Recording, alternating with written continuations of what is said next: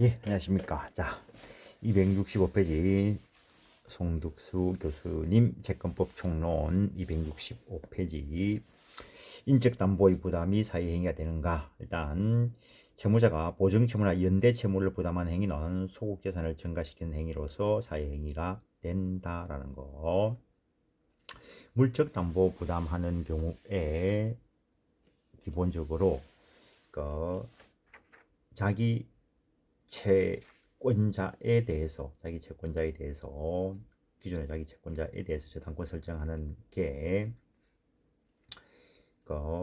일부 사람에게만 했을 때 채무 초과 상태에서 일부 채무자에 대해서만 담보 제공했을 때 사회행위가 되고, 그것이 사업 계속 추진을 위해서 신규 자금 융통 목적이었다면 사행위가 안 될 수 있는데, 신규 자금 융통 목적이 아니고 기존 채무 이행을 유예받기 위한 것이라면 사행위가 된다라고 했는데, 그래서 물적 담보 제공의 경우에는 사행위가 안 되는 경우가 있었습니다. 근데 인적 담보 제공의 경우에는 사행위가 된다라는 거.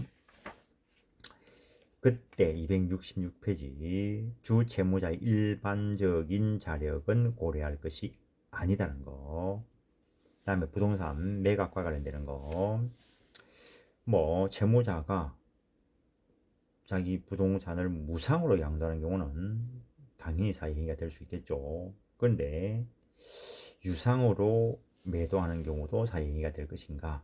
판례는 채무자가 유일한 재산인 부동산을 매각하여 소비하기 쉬운 금전으로 바꾸는 것, 우선 상당한 가격으로 이루어졌는가 등을 불문하고 원칙적으로 사행위가 된다라고 보는 것이 판례다라고 할 수 있습니다. 왜냐면은 부동산을 가지고 있으면은 그건 결국에 채권자가 압류 등으로 인해서 경매를 통해서 변제받아 올 수 있는데, 소비하기 쉬운 금전으로 바꿔버리면은 추적하기 곤란한 경우가 발생할 수 있겠죠. 물론 그런 경우라면 형사적으로 강제집행, 면탈죄 등이 문제될 수 있는데, 하여튼 지금 교과서를 보시더라도 이쪽 부분은 대부분 판례로 다 도배되어 있습니다. 특히 근래 판례들도 많고, 그래서 옛날에는 채권자분들이 그냥 좋은 게 좋다고 넘어갔는데, 요즘은 다 소송을 제기해서 자기 권리를 보호받고자 한다는 거죠. 그래서 채권자 취소 소송이 상당히 많이 있습니다. 그 다음에 보시면은, 그리고 채무 초과 상태에서 채권자 1인과 통모가 나오면은 이건 무조건 사회행위 됩니다. 이제 통모가 인정되는 거 안 되는 거는 구체적인 관계에서 밝혀내야 되겠지만, 그 다음에 연대보증인이 그의 유일한 재산을 처분하였다 하더라도 주채무의 전액에 관하여 주채무자 또는 제3자의 부동산으로 이미 우선 변제권이 확보되어 있다면 연대보증인의 처분행위 이것은 사행위가 아니라는 거. 그에 비하여 채권자에게 우선 변제권이 확보되어 있는 경우가 아닌 이상 주채무자의 일반적인 자력을 고려할 요소가 아니므로 공사대금 채무의 연대보증인이 그 채무를 감당할 만한 유일한 부동산을 처분한 경우, 연대보증인이 그 부동산을 처분할 당시 주채무자가 채무 초과 상태가 아니었다고 하더라도 그러한 사정만으로 부동산 처분이 사회행위에 해당하지 않는다고 볼 수 없다. 즉 사회행위에 해당한다는 거죠. 그래서 위의 경우에 연대보증인이 그의 유일한 재산을 처분했다 하더라도 이미 다른 거에 의해서 우선 변제권이 확보되어 있는 경우라면은 그 채권자에 대해서는 사회행위가 아니지만, 그 채권자에게 우선 변제권이 확보되어 있지 않다면은 연대보증인의 처분행위가 사회행위가 될 수 있다는 거죠. 그 다음에 판례는 채권 전액에 관하여 우선 변제권이 확보되어 있는 경우 주채무의 보증인이었더라도 채무자가 보증에 대하여 부담하는 사전 구상 채무를 별도로 소득재산으로 평가할 수 없고 우선 변제권이 확보되어 있기 때문에 그런 거죠. 보증인이 변제로 채권자를 대위할 경우 자기의 권리에 의하여 구상할 수 있는 범위에서 채권 및 그 담보에 관한 권리를 행사할 수 있으므로 사전 구상권을 피보정 권리로 주장하는 보증에 대해서도 사회행위가 성립하지 않는다는 거. 우선 면제권이 확보되어 있다. 그게 키워드죠. 그 다음 달라 보시면은 채무자가 채무 초과 상태에서 건의당권이 설정된 부동산을 매도하는 경우 부동산 가액에서 피담보 채권액을 공제한 잔액 그것에 대해서는 사회행위가 된다는 거죠. 그러나 피담보 채권이 부동산 가액을 이미 초과하고 있었다면 공동담보될 게 없으니까 사회행위로 되지 않는다는 거.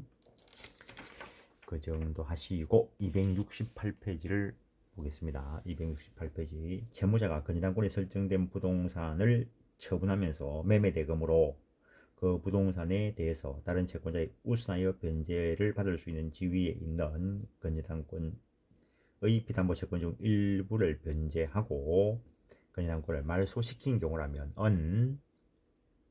우선 변제를 받을 수 있는 그를 변제하고 말소시킨 경우에는 일반 채권자에 대해서는 사행위가 아니죠. 일반 채권자들의 공동담보에 해당하지 않는 것으로 변제한 거니까.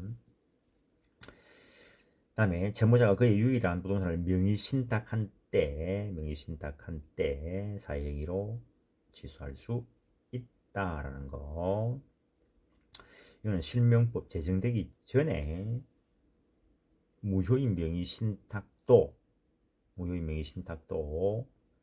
수탁자와 거래한 제3자는 선악을 불문하고 보호받을 수 이거 실명법 제정되기 전이니까 유효인 명의신탁입니다. 실명법 제정되기 전에 유효한 명의신탁에 의해서 수탁자가 다른 사람에게 처분해 버리면 신탁자인 채무자가 재산을 상실하게 되고, 그러면 그 신탁자의 채권자가 피해를 볼 수가 있기 때문에 그 채무자인 신탁자의 그 명의신탁 행위도 사행위 취소 대상이 될 수 있다. 당연한데, 근데 실명법이 제정된 후 그 명의신탁이 무효라 하더라도 실명법에 의해서 수탁자와 거래한 제3자는 선악을 불문하고 보호를 받을 수 있기 때문에 그 경우에도 신탁자의 무효인 명의신탁 행위도 사회행위로서 취소 대상이 될 수 있다는 거. 그래서 사회행위, 채무자의 재산 감소시키는 법률행위인 사회행위는 원칙적으로는 유효한 것이어야 하지만 예외적으로 일정한 경우에는 무효인 행위도 사회행위로서 취소 대상이 될 수 있다는 거. 그리고 판례에 따르면 이런 것들은 다 그림을 그려가면서 하면 조금 더 이해를 편하게 할 수 있는데 한번 보시죠. 판례에 따르면 부동산 실명법 시행 이후에 부동산 소유자가 등기 명의를 수탁자에게 이전하는 이른바 양자간 명의신탁. 예컨대 A 소유의 부동산을 실명법 적용받는 무효인 명의신탁에 의해서 B에게로 이전 등기를 했습니다. 전에도 말씀드린 적이 있지만 명의신탁으로 인한 이전 등기를 하는 게 아닙니다. 밝혀진 게 명의신탁이라는 것이고,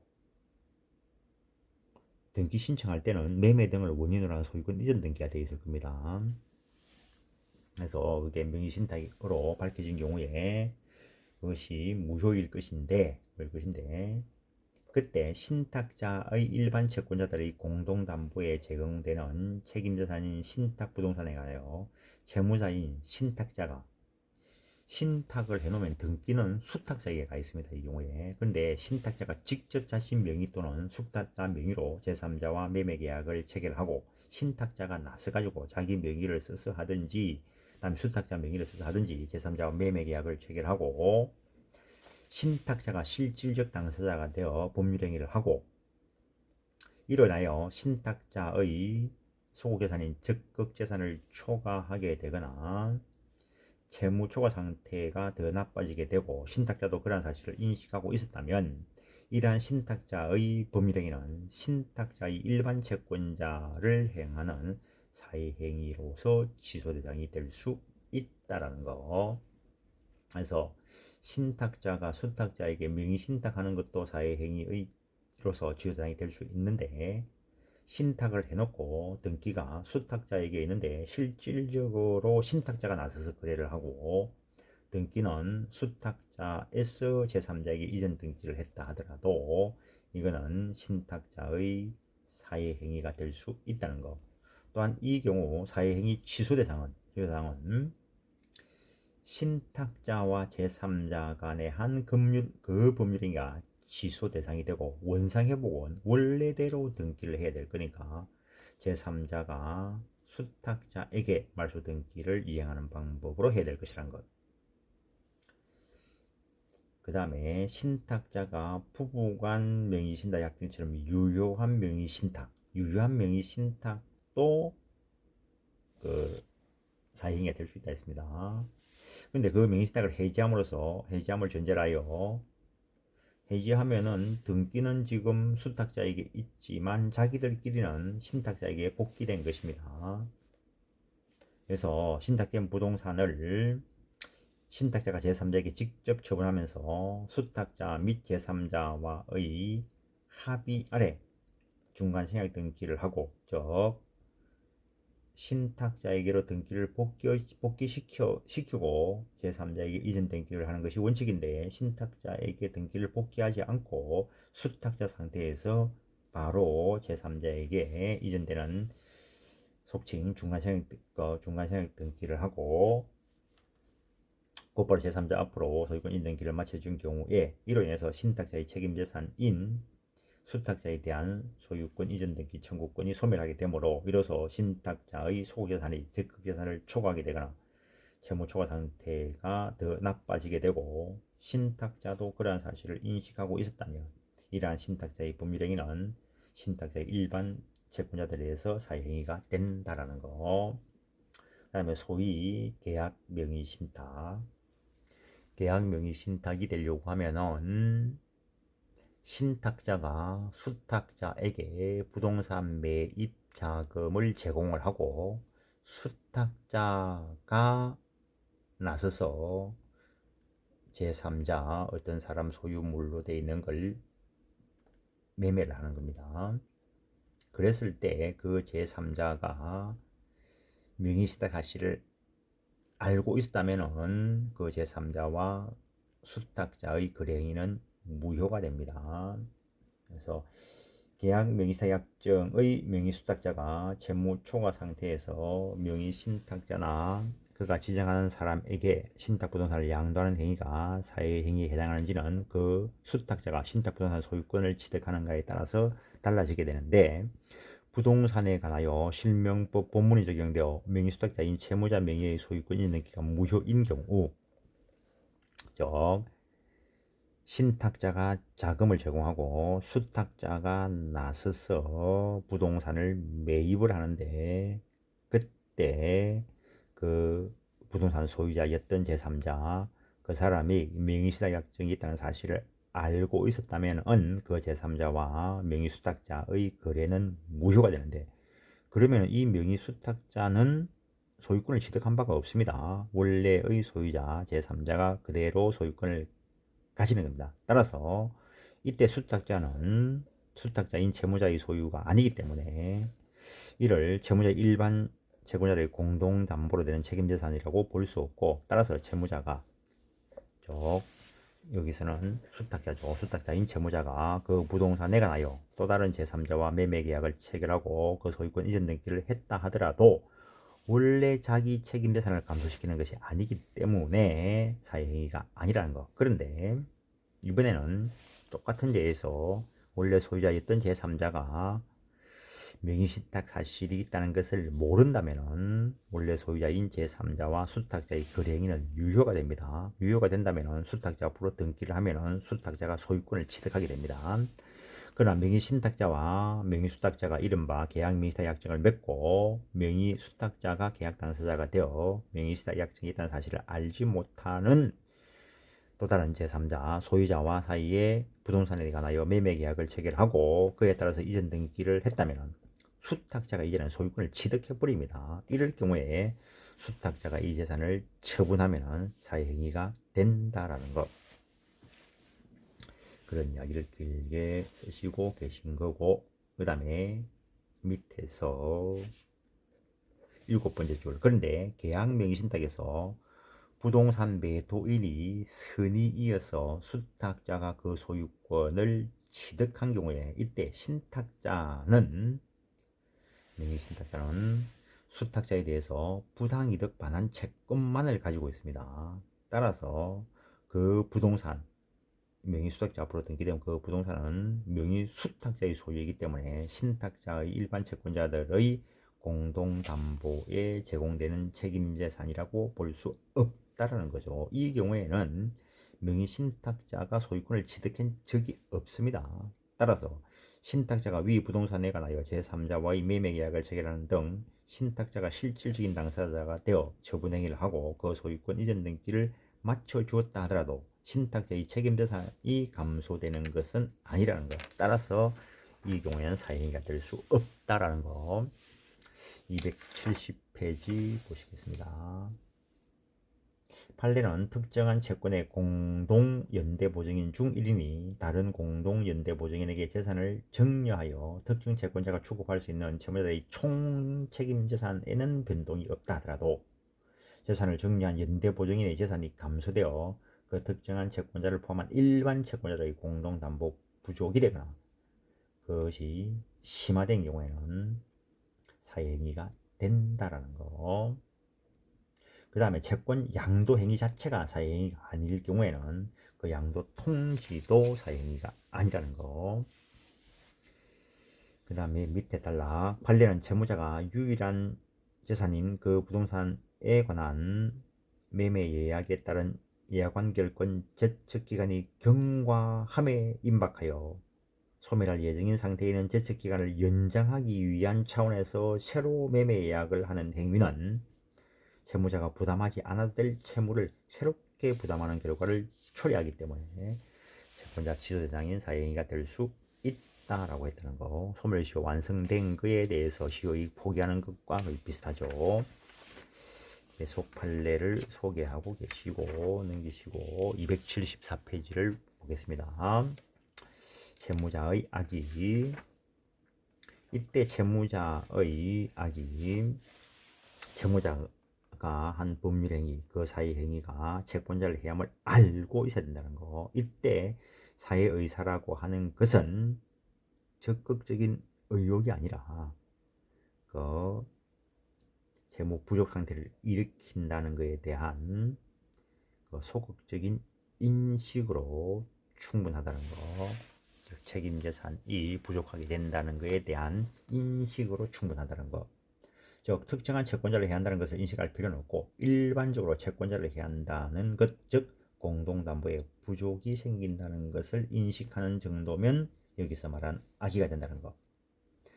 그 판단 기준 시기, 인식의 기준 시기는 사회행위 당시가 될 것이고 이때 원칙적으로 채무자의 악의는 추정되지 않기 때문에 그 채무자의 악의에 대한 증명 책임은 취소 채권자에게 있다는 거. 근데 이 사회행위가 무효인 경우라면 악의가 추정된다는 판례도 있습니다. 유일한 부동산에 대해서 매각하는 경우, 어떤 유일한 부동산에 대해서 담보권 설정하는 경우에도 악의가 추정된다라고 판례가 있다는 거. 추정된다면은 입증 책임이 전환되어 가지고 채무자 쪽에서 자기가 악의가 아니라는 것을 입증해야 됩니다. 원칙적으로는 추정 안 되기 때문에 채무자의 악의를 취소 채권자가 입증해야 되는 거고. 근데 수익자 또는 전득자의 악의, 사회행위 취소가 가능하려면 사회행위로 인하여 이익을 받는 수익자나 전득자가 그 행위 당시에 채권자를 해함을 알고 있어야 되는데, 그런데 채무자의 악의가 있는 것으로 되었다면 수익자, 전득자의 악의는 추정된다는 거죠. 추정되기 때문에 기본적으로 이거는 275페이지 중간쯤에 보시면은 수익자 또는 전득자의 악의는 채권자가 증명할 필요는 없고 책임을 면하려는 수익자, 전득자가 자신의 선의를 입증해야 된다는 거. 275페이지 최고 위에 봅니다. 여기의 악의도 인식으로 충분하다는 거. 그리고 전득자의 악의는 전득행위 당시를 기준으로 판단하는데 취소를 구하는 법률행위가 채권자를 해야 한다는 사실. 취소를 구하는 법률행위는 채무자와 수익자 간의 법률행위를 말합니다. 그래서 전득자는 전득 당시에 이미 앞에서 했던 채무자와 수익자 간의 법률 행위가 채권자를 해야 한다는 사실을 인식하는 것을 말한다는 거.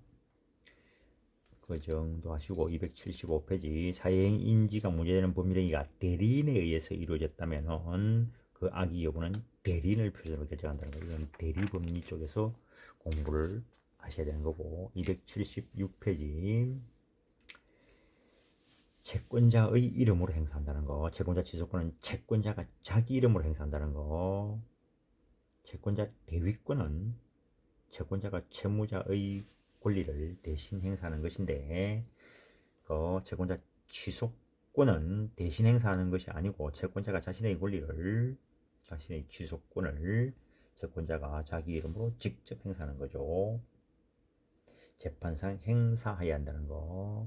오른쪽에 단순한 소송상 공격 방어 방법으로는 행사할 수 없다라는 것. 그래서 채권자 취소권에 있어서의 채권자 취소권 자체가 소송물입니다. 278페이지 보시면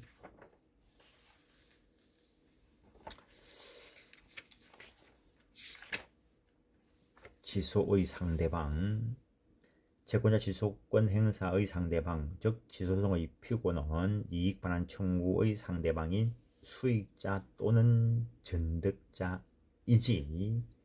채무자를 피고로 해서는 안 된다는 거. 채무자를 피고로 하면은 피고 적격 없는 자를 대상으로 한 소송이 되기 때문에 소각하 대상이 됩니다. 따라서 사회행위가 채무면제와 같은 단독행위인 경우에도 수익자만을 상대방으로 해야 한다는 거. 수익자 외에 전득자가 있는 경우에는 그들 모두가 악의인지 여부에 따라서 둘 모두가 악의인 때는 채권자는 전득자를 상대로 재산 반환을 청구할 수 있고 수익자를 상대로 이익 반환을 청구할 수도 있다는 거. 그러나 수익자만이 악의인 때는 수익자를 상대로 이익 반환을 청구해야 되고